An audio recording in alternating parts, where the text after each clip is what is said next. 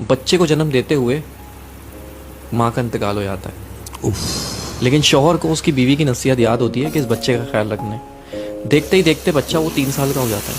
3 साल बाद उसका बाप फिर दूसरी शादी कर लेता है एक शादीशुदा औरत से, जिसके पहले से 3 बच्चे होते हैं। अच्छा, वो सौतेली माँ होती है जालिम, वो उस यतीम बच्चे पे बहुत जुल्म करती है। एक दिन ऐसा ही होता है, उस सौतेली माँ की फैमिली आती है दावत पे, और वो यतीम बच्चा भी बैठ जाता है खाना खाने के लिए।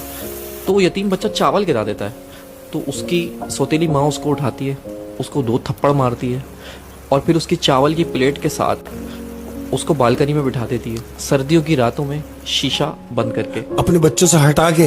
अब शौहर ऑफिस से आता है तो कहती है कि आप बैठे, मैं आपको खाना लगा देती हूँ। तो शौहर कहता है, भाई वो मेरे बच्चे, हमारे बच्चे कैसे हैं? वो कहती है, वो बच्चे सो गए।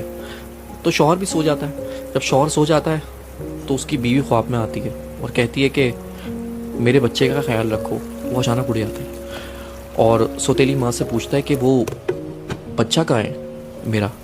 उसने बोला, वो तो सो रहा है, आप बेफिक्र होकर सो जाए। वो सो गया, बच्चे सो रहे सारे एक साथ। फिर वो सो जाता है उसका मियाँ। फिर उसके ख्वाब में उसकी बीवी आती है कि देखो मैं कह रही हूँ मेरे बच्चे का ख्याल रखो। तो फिर उठ जाता है और फिर उससे पूछता है कि वो बच्चा कहाँ है, बच्चे सब खैरियत से हैं? उसने बोला, हाँ तुम्हारा बच्चा सो रहा है। फिर वो सो जाता है। तो फिर तीसरी बार वो बीवी उसके ख्वाब में आती है और कहती है कि अब तुम्हें ख्याल रखने की ज़रूरत नहीं है क्योंकि मेरा बच्चा मेरे पास आ चुका है। वो घबरा के उठता है और सौतेली माँ से पूछता है